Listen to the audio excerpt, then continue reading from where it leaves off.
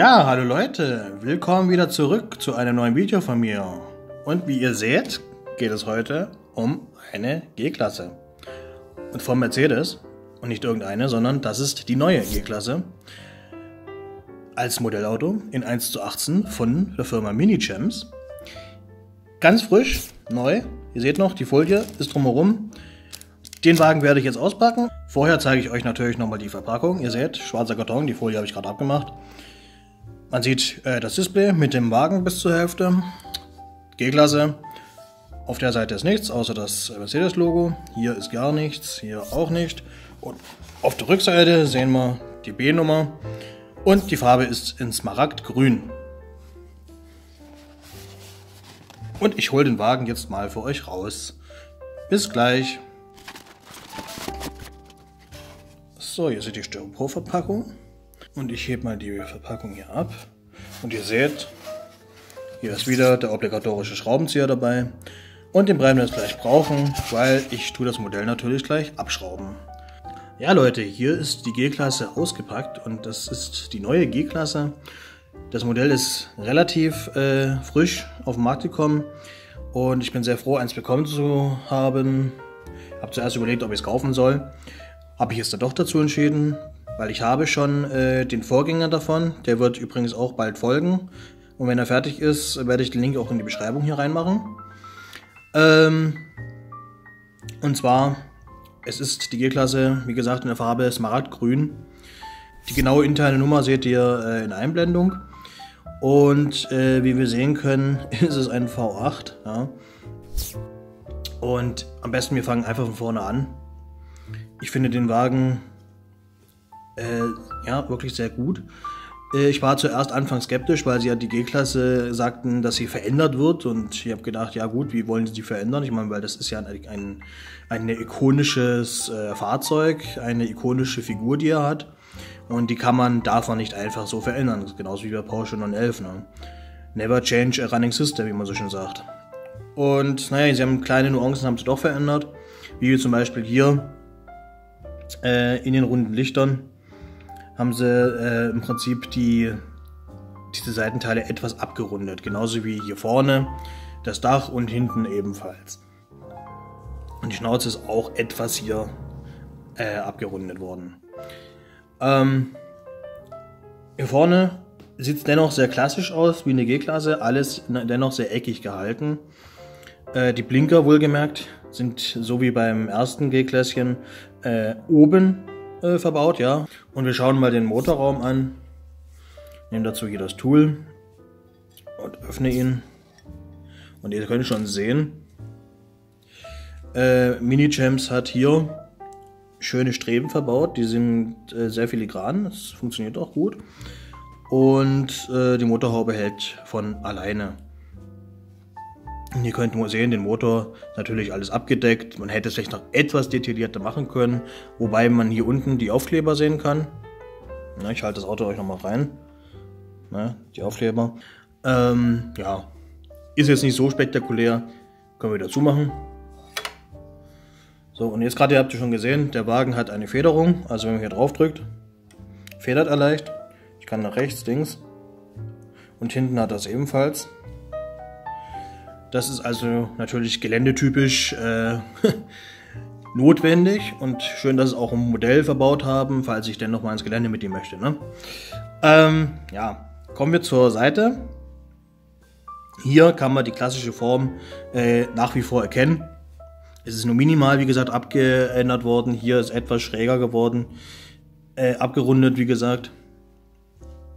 Die Türen sind auf jeden Fall nicht mehr so wie beim Vorgänger, da haben sie sich aber auch extra viel Mühe gegeben, dass der noch genauso klingt wie damals. Also der echte jetzt, das große Modell.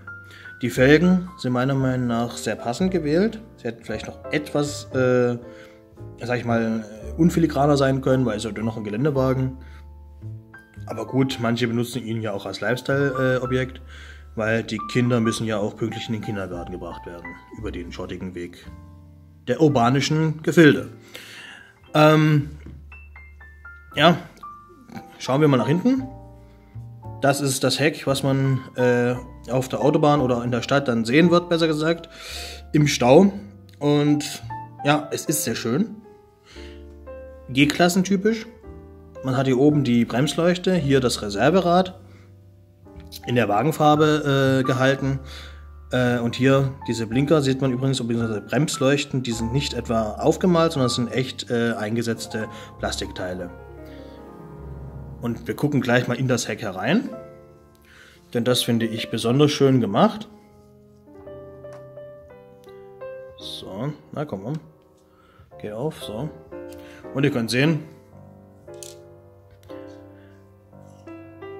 das ist im Prinzip der große Kofferraum, den man befüllen kann. Ist mit Teppichimitat ausgekleidet. Mir gefällt das sehr gut. Dieses Teil hier hinten kann man noch bewegen, hoch und runter. Ist jetzt mir nicht so wichtig. Die Klappe ist auch sehr gut gemacht. Hier kann man nämlich das Muster erkennen. Ist sehr schön gemacht. Und hier sieht man einen kleinen Widerstand, den kann man überbrücken. Und die Tür geht von selber quasi zu. Allerdings muss man sie schon zumachen, so, damit es auch wirklich hält. Das ist mir auch aufgefallen bei den anderen Türen. Schauen wir uns mal die Fahrerseite nämlich an. Und zwar, die Türen haben jetzt nicht so einen Mechanismus wie bei den anderen Modellautos, die man gewohnt ist, sondern sie wollen, glaube ich, wirklich die G-Klasse nachmachen. Denn soweit ich weiß, kann man die auch stufenlos öffnen und schließen, die Türen. Ja. So. Schauen wir mal hier rein. Und wir können sehen, dass der Innenraum, der ist wirklich gut gemacht. Details, die Tür kann man gut sehen. Da sind alle Knöpfe da. Sind auch nicht nur angemalt, sondern wirklich auch angedeutet. Die Mittelkonsole kann man gut erkennen. Die Armaturen auf dem Lenkrad zum Beispiel ist auch wirklich gut gemacht. Das große Display kann man sehen. In der Mitte steht AMG drauf. Obwohl das jetzt eigentlich keiner ist. Das ist eine G500, soweit ich das weiß. Hier die Einstiegsleiste kann man erkennen. Mercedes-Benz. Hinten ebenfalls.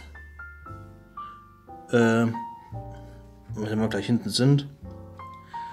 Ist auch schön gemacht. Gefällt mir. Hier oben kann man da sehen das Schiebedach. Jetzt habt ihr gesehen, die Tür geht zu von alleine. Das heißt, der Mechanismus ist ja wie im Vorbild. Er wird quasi nicht gehalten von selber. Hier wie gesagt das Schiebedach. Da kann man auch noch mal reinschauen.